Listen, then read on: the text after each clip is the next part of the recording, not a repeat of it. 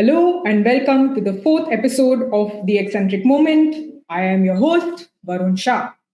Sorry, I couldn't stop myself from doing this, Varun. Let me try this again. Hello and welcome to the fourth episode of a very special Eccentric Moment. I'm your co-host, Alisha Ahmad, and with me is the Varun Shah. He's co-founder of Eccentric and my lovely co-host. How are you doing today, Varun? Well, my podcast admin role has been hijacked. It's it's a relief that I get to keep the CEO position. Apart from that, I couldn't be doing better. Super. All right. So, in today's episode, we're going to have three fabulous women who've been instrumental in the auto space. They've created a niche for themselves in their respective domains, and which is why we call them superchargers of the Indian auto industry. So, let me get right to it and introduce you to someone who really needs no introduction. Hi, Renuka. Hi, Alicia. Thanks for Hi. having me. Thank you for taking the time out to be Hi, with us Varun. today. Hi, Super. Renuka. So for Renuka, just a little bit of an introduction, for everybody. The who's who of the auto industry knows who she is, and she's honestly been my personal role model growing up. And I've had the privilege to even work with her briefly. Reviews on cars are usually the go-to guide for anyone wanting to buy a new car. And to top that, she's also India's fastest woman driver. She's earned that title recently, and it's a proud feat to achieve. And she's consulting editor at Autocar India as well. So great to have you with us, Renuka. Thank you, Alicia. Thanks for having me. Super. So the second phenomenal woman that we have today on the show is Pallavi. Hi, Pallavi. Hi. Pallavi, we spoke briefly yesterday. Did you take your Harley out for a spin in the morning? No, I said Delhi weather is not right now for riding, but I was riding last week. I was at India Bike Week. So yeah, it's not today, but All right. So a little bit about Pallavi. She's a marketing wonder who has 17 years of experience under her belt across multiple auto brands as senior business executive. She's worked at brands such as BMW, MG Motors, Harley Davidson, and currently, she's working at Vida, the future of mobility brand for Hero. She also serves as an advisor to the Giri Foundation, formed to help women get skilled finance and sustainable work. So, pleasure to have you here, Pallavi. thank you for having me. And finally, we have someone we've personally had the pleasure to work with. Her experience and hard work, her dedication is a sure inspiration to all of us. And we have Dipti Sethi here. Hi, Dipti. Hi, Alicia. Hi, Varun. And hello, my co panelists. Good to see you, Renuka and Pallavi. Likewise, Dipti. So, Dipti is currently CEO of Public Relations Consultants Association of India and Global Communications Specialist and Advisor. Dipti has led communications for Ford in India for more than a decade and had held several international leadership roles, including global communication in quality and design for North America and international regions. Like I mentioned, we've had the pleasure to work with her, and it's always a pleasure to have you here, Dipti. Hi. Yeah, great to meet the team again. Super. So, on that note, what we'd like to tell you is, since we're all together here, what this episode is definitely not about. We don't want to talk about sob stories of women in the industry, be it gender biases, income disparities, or constant comparison to our respective male counterparts. But this episode is a celebration of these incredible women, and just to understand their perspective on the industry and more. So I will tell you what inspired us to do this episode, right? Recently, I was on a call with a customer. Realized that a lot of our colleagues on the call from the various walks of the company, from engineering to visualization, project managers, were all women. So were our colleagues in the other countries who were supporting the customer there. And of course, even the customer there was a woman. And I said, hey, this is something which is special, right? And it doesn't happen. Unfortunately, it doesn't happen every day in all walks of life, at least in the automotive industry. And of course, our podcast is a young one. We are just 3 episodes old. And it's again unfortunate that we couldn't have any representation of from women so far. And we said, look, we need to definitely end this year with a podcast that really represents 50% of humanity, so as to say, out here. And that's how this idea just dawned upon us. Super. I think that's what brings us all here. And glad to have everyone here with us. Right. And just to add to it, Alisha, just being the only male in the room, what I can say that the contribution of women goes way beyond just numbers, right? And a lot of time we speak about, oh, what's the percentage of women who work in an industry? While that really matters, but the sheer impact that women have in this industry is unbelievable. It's almost fair to say that in many cases the impact of a woman is equivalent to multiple other personnel working in that same department. And just to say, I find it tremendously difficult to multitask, right? For all we speak about gender equality and everything else, I think that there's one thing that women do that men cannot do is juggling various tasks, when we are at it. And it's something that I've struggled to do myself. And, that's again something which I see Alicia and a lot of other women around me do very, very well. Now, about Alicia, she's been instrumental in setting up and doing the 3D practice at Eccentric with over 15 years of experience in CGI and virtual space. I learn from her every single day. So, again, Renuka, Pallavi, and Deepti, and Alicia, thank you for coming here. Thank you for being a part of this podcast. And I look forward to having an exciting episode with all of you. Thank you for having us here. Super. So, on that note, I think let's get this kick started. We'd love to understand your individual perspectives on a couple of topics, considering you all are from different domains in the auto industry, which is great. So, we'd like to start with you, Renuka. Um, we often see a majority of men over women partaking in your reviews on the videos that you post. So, being a content creator, do you often find that your audience is often skewed towards men? Oh yeah, the audience is very very male. In fact, yesterday, day before, I was flying back from Coimbatore, and a lady in a sari came up to me and she said, "Are you Renuka?" And when other people come up to me and say that, I instantly know they've seen me on the show. But because she was a woman, I mean, and that's how I see it as well. I said, yes, but I'm sorry, I don't recognize you. She said, no, you wouldn't. I watched the show and I was so excited because it's very rare that women come up to me and say that. And she said, no, I watched your show. I bought my first car and then she took some car advice from me and we got chatting about her next car. And that was really nice to see. So I think it's changing. Yes, it's always boys love cars and therefore even our YouTube audience is largely male. It's about maybe 5 to 7% women, which is very, very small. And I'd like to see that change because women are buying cars as well today. And I would like to think that most women are actually the decision makers because when a guy is buying a car, he has to go home and either his mom or his wife or someone at home who's a woman definitely has an input and has the final say whether they like it or not in which car they buy.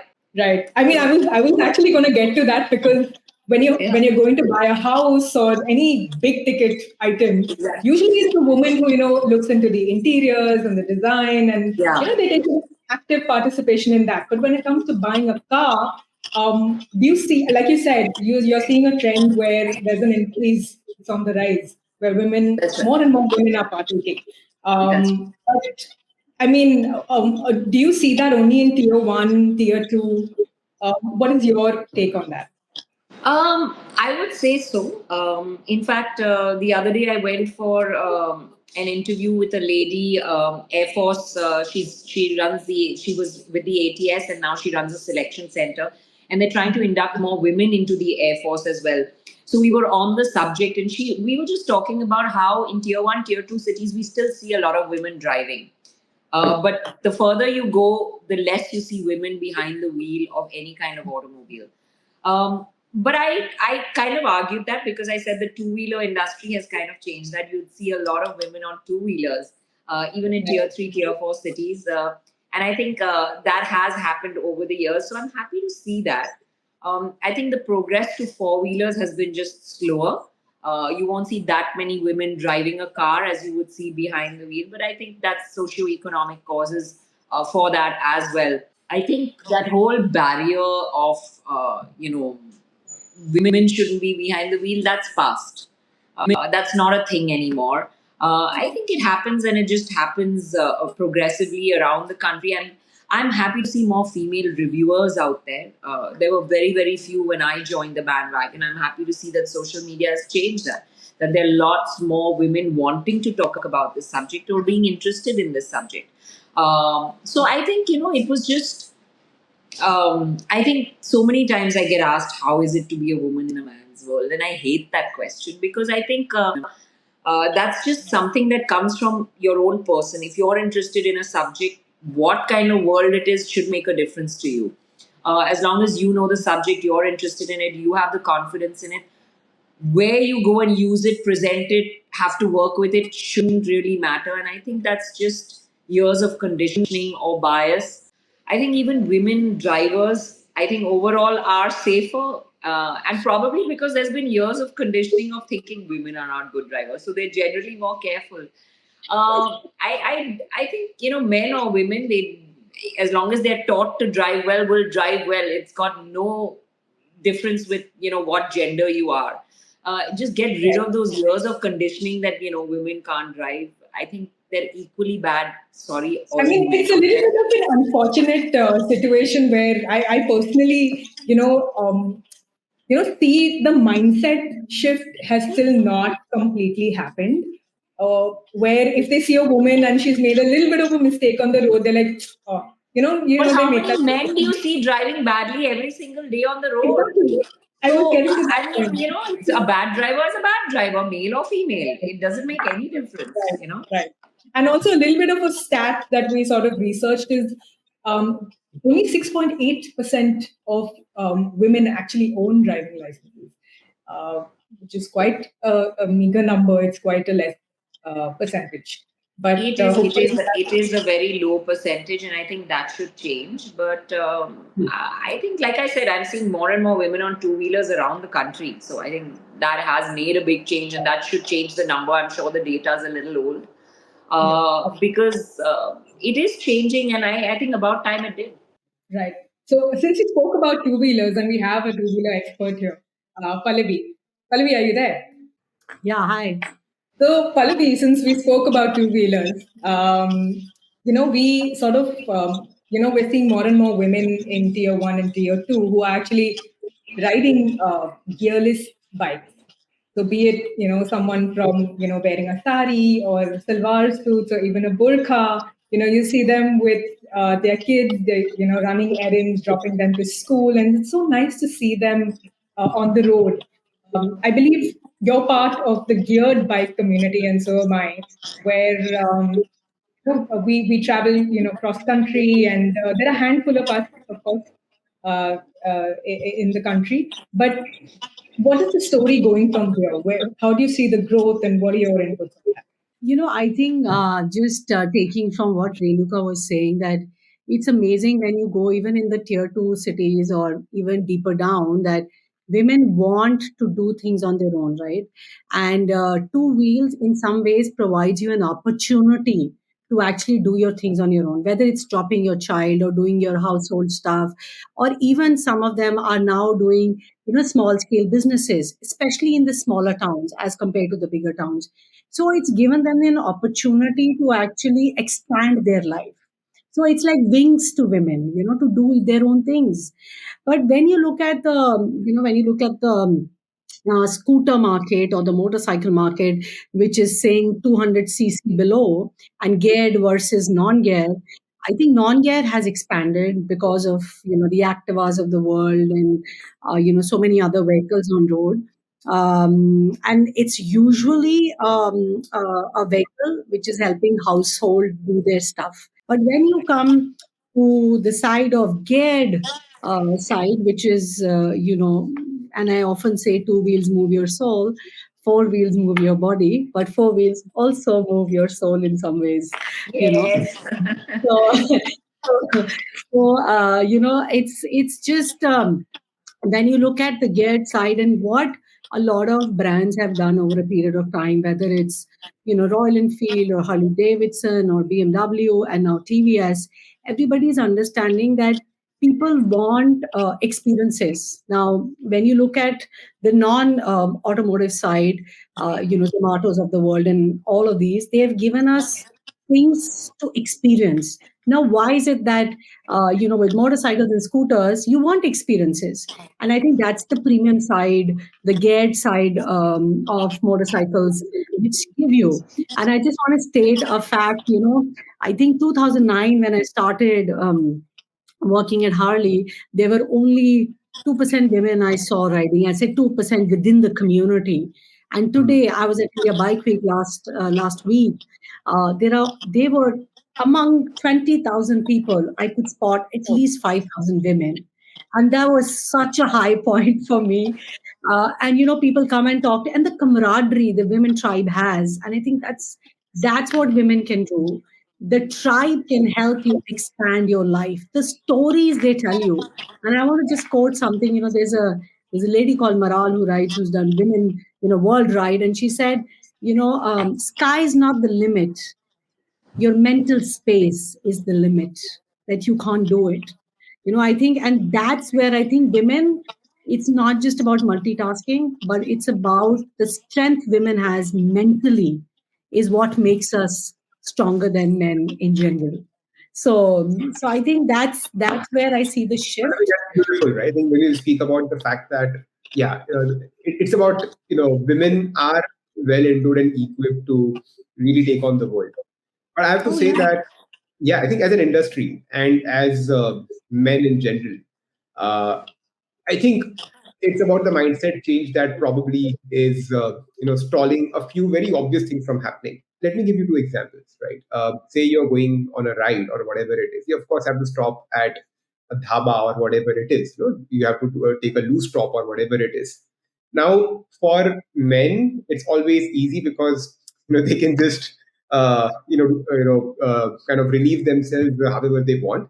But simple and small things, for a woman, imagine a biker who is going on a long ride, just to, kind of for regular ablutions and everything else, is where things are just made difficult. And I think it's just high time that we recognize these small things which facilitate basic opportunities for women in terms of hygiene, in terms of encouragement. It doesn't take a lot of money, it doesn't take a lot of awareness, so as to say.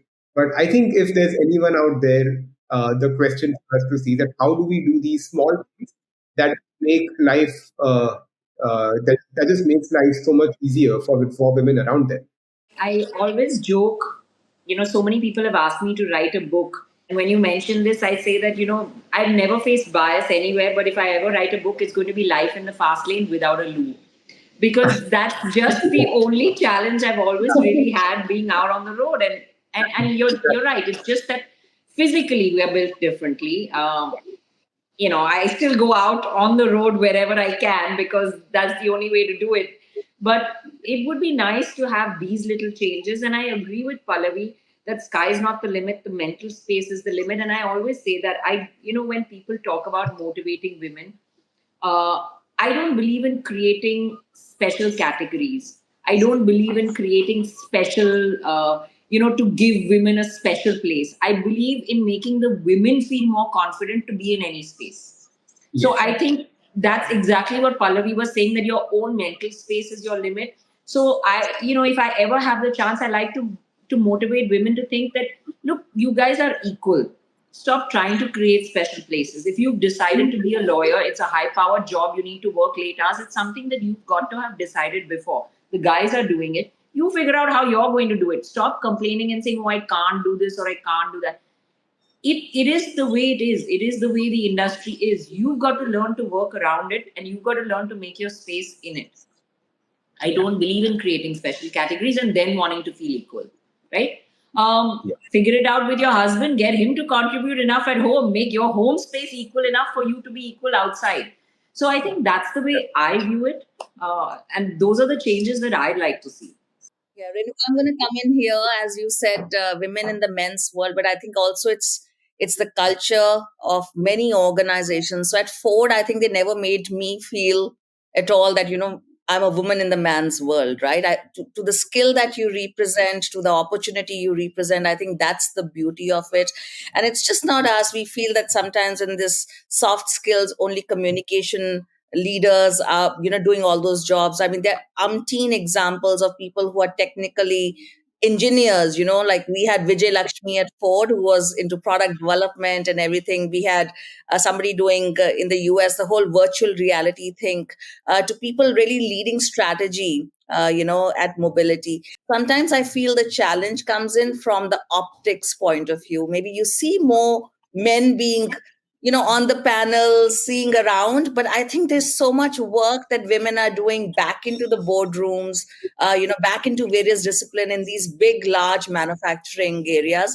Yes, the skew cannot be matched yet, but I think it's a mindset, the culture, how the organizations are also kind of, um, interacting with all these spaces of building together a more equal, diverse, opportunity. So Deepti, just a simple example of what mindset, and this is for all the male viewers out here, because you do like simple things to make women around you comfortable. I think that is a cardinal blunder I made a few years back, and I still live to regret it until date. I was on a call with with a few of my customers, with people around the world, different countries and everything else, and I just missed proofreading the slide which referred to a vehicle buyer as a man, right?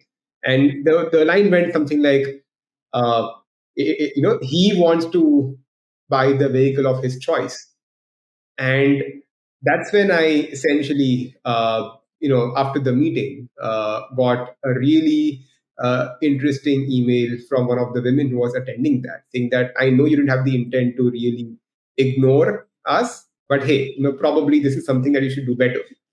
And I was mortified, right? Because I said, hold on. I mean, probably it's a mindset. It's not the intent to not do that. And at least some small thing that I do, that I don't really have any gender bias, unless of course it's something very specific in any event I speak at, or any presentation that I narrate. To just have it as gender neutral as possible. Small things that men can do can go big way in making things easier. I think there's a lot of overthinking on this subject. Have you ever noticed how guys will call their bikes or their cars she? They'll refer Yeah. to it as Yeah. she. Yeah. Right. So I mean, we don't hype that and say, oh, everything's thought of as a woman. But I think sometimes we just overthink things. Yeah. Yeah. Yeah, I agree. Just taking on from Renuka. So I have two bikes, and one is called the Air Biscuit, and the other one is called the Fat Lulu, because it's the Fat Bob and it has a big rear tire. And what Renuka was saying, when I was at MG, we thought about cars, and I'm extremely passionate about cars as well, by the way. So we did this whole campaign called "Women Don't Get Cars." And it was just incredible, the amount of conversation it happened, coming from the male side, saying that why would you think that, why would you say this.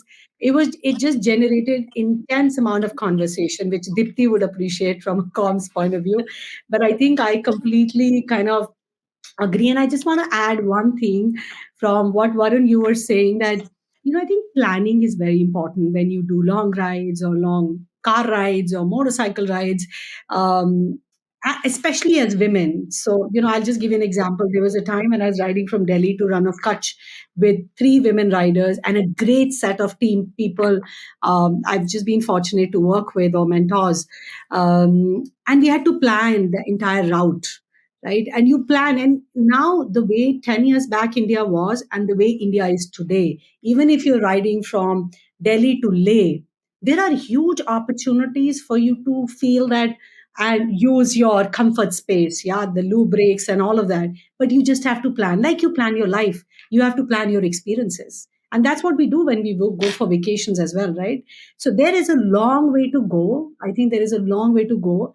But specifically from people who ride cars or motorcycles, big bikes or big cars, I think they plan. And planning comes naturally to women better, right? I just feel that when you look at holistically, and that has changed. To me, that is in last 10 years, from a statistics point of view, from how people are looking at hotels or Airbnbs or small hotels which have come up to make life easy for people on the roads, is exponential. And that gives a lot of opportunity for people on the road to ride, have a good time, and also brands to actually create such experiences for their customers. So interesting, Pallavi. You actually spoke about planning. And since Dipti comes from that background, she's also, she's done communication globally for design. Dipti, maybe you can answer this question. When, you're planning to, for a car, what are the when you're building a car in the design room, are there certain attributes that the designers think of or keep in cognizance when do they keep women in mind? What is the kind of demographics that they sort of, think of? If you can give us some insights. I think this is not a new phenomena at all. I think as manufacturers, as design teams, as strategy, I think there has been time and again conversations are how are you making cars relevant for women as a buyer? And Renuka, I know you'll remember this. There was a time like 20, 15 years ago when one of the brands launched the pink colors and those kind of things. But I think what's changed is all about understanding the consumer really well today, from designers to the future trend lookers. They are really experiencing the life of people, and what are the challenges that they come across. I'll talk to you about an example of one of the female designers, again at Ford, internationally. I mean, they would think about, when they're thinking of the interiors of the car, what should be the surface and everything, because women have these nails. So, how scratch proofing, those kind of things should be considered, for instance. Again, when we are planning the space within the car, place for which is the right place for handbags, what we can do. Even cup holders, what kind of, coffee mugs and what women or men want to bring in. But again, specific needs to women in terms of, uh, you know, the heights and those kind of things are absolutely into consideration that comes in when you are experiencing that. And I still feel car buying is what hasn't changed in years. I think it's still a very important joint buying decision after house, right? So car is still that kind of a decision, and I still think it is a family decision. It's just that maybe the check is written by the men, in some cases or many cases. But I think that their viewpoint, their comfort, like my mom is about 75, she's looking to change her car. It's important she goes in and sees and sits and feels various vehicles to what really makes her need. So, and that's happening at the at the other end, at the manufacturing perspective of really understanding, living the life of the consumer, different segments of the consumer, to see what works best to their needs. Of course, colors is a given. People think lighter tones or others may be opportunities for women, but I think going far deeper into every elements of living in the car, feeling the car, what are the kind of things you need to do right. Right. I think we see that shift because if you talk about colors, the kind of colors that were getting manufactured were more in the pastels, and now you can see more and more pop, like yellows and purples and all of that coming up, and it's really nice to see. But sorry, Renuka, you were saying something? Strangely, now that you say that, you'll see more men buying those yellows and purples than the women. We still go for the more sober colors. But no, I was trying to add on to what Dipti said is that I think that's always been a part of the industry. I think the industry really hasn't seen it. They're looking at consumer and they realize that the consumer is a very wide base.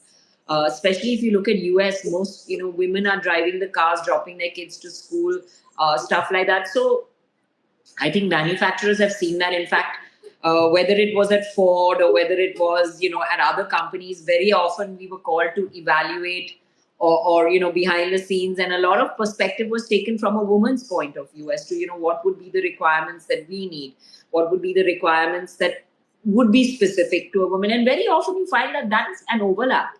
There's very few little nuances that are different. I mean, basically, we want the same things out of a car that guys also want most of the time. I mean, obviously there'll be a little differences, but that's also person to person. So I think over a period of time, it's not been. I think it was more the ad campaigns that were directed, and you guys, Dipti and Pallavi, will be able to help me on this. I at one time I remember Maruti Suzuki had very male oriented ad campaigns, and I'd always tell them that, hey guys, this is just so sexist. Men are back, for that matter. I'll never forget that one. But my Back, yeah. point is, Also, Pulsar definitely it was male. more the ad campaign than the engineering or the product side of it that portrayed it as a man's field or domain. So I think where you need to address it is in the marketing and the comms and that kind of side, as opposed to the actual engineering side of things. So how do you think we can increase that percentage now? I feel yes, there is a shift as opposed to how it was, like we mentioned. How do you see that more and more women can sort of, we see a growing community of women in the automotive. And I think the shift's going to happen as a shift to the economy, right? More jobs, more women in the front seats. The numbers definitely changing at CEOs at the helm of things, right? So I think the more those kind of changes are an economic thing, and I think India is poised from that perspective. Young demographics, the earnings have gone up, your consumption patterns have changed. So I think that's the shift that you will see, which is mirroring the shift of the economy and the country at large. So I think we're in a better space that now I do feel, that pink cars and everything that, I think the Hyundai or the Marutis brought at that time, I felt was little ahead of the time, right? And this is what manufacturers a lot of times learn, from their failures that, what was the right time, ahead of time. So still kudos for them to experience those things. But I feel where the economy, where our demographics are at this point in time, there is no better time to look at more balanced perspective of the consumer at large, and be that be male, female, or otherwise, right? So yeah, so It's also changing with people making women realize that there are opportunities for them in the industry apart from just the corporate side of it. If you look at Ola, you look at MG, they've inducted, you look at even Mahindra, they're inducting so many more women into shop floors, on the assembly lines. So they're making women realize that, and they're working towards educating. I recently attended a BASF event where the top management was all women.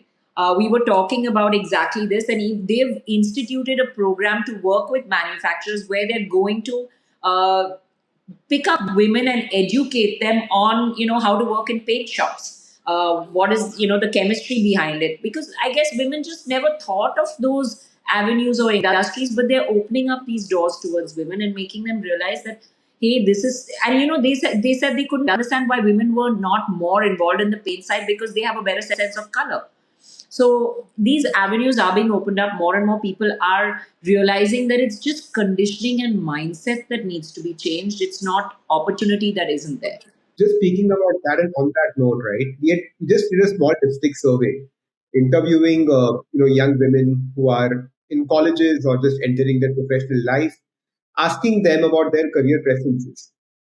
And 30% more women who participated there said that they would actually prefer automotive over IT, because you would consider IT to be so-called women friendly work from home and everything else. And that's super heartening because there is intent.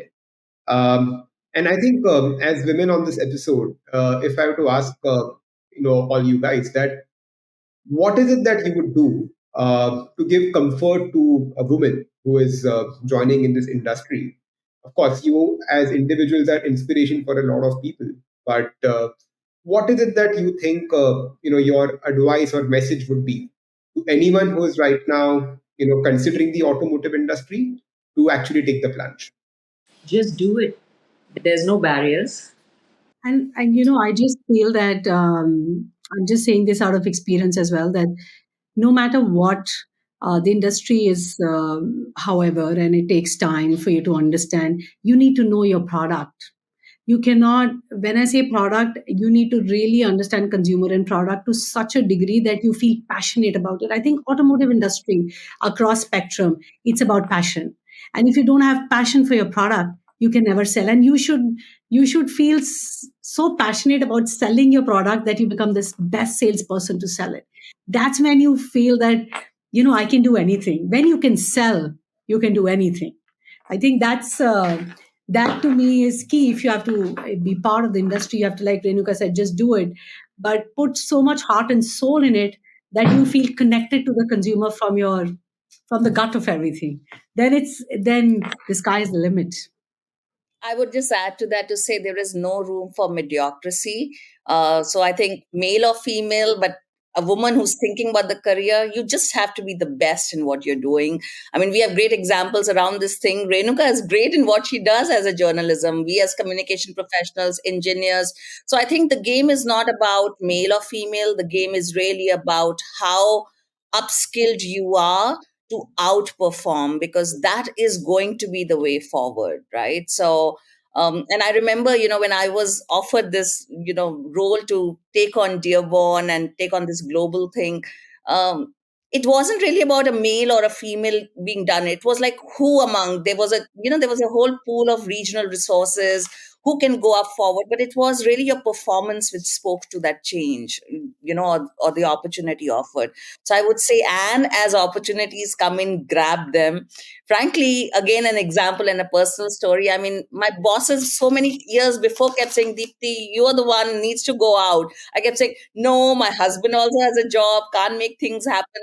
But it's that mindset that you need to say that if you are willing to take risks, you have to take certain risks and move forward. And I think I was at that moment of time when I said, yes, there could be a calculated risk about my husband's career, but if we can make it happen and we both have the skills to manage it, then let's go for it. So yeah, so I think when you have the opportunity, grab it and feel confident about it. And what I can say is that as someone who comes from the industry, this is the most welcoming industry that you will get. I think some of the warmest people that I've met, some of the best mentors that you can get. In fact, because relationships really matter in this industry more than probably any other industry, right? And what I can assure you here is that it's a very closely knit family, although it's a multi-trillion dollar industry and everything else. But it is still something that is very closely knit, where the values are intact. And hence, if there's any boy or girl who is thinking of making a career decision, this really is super duper.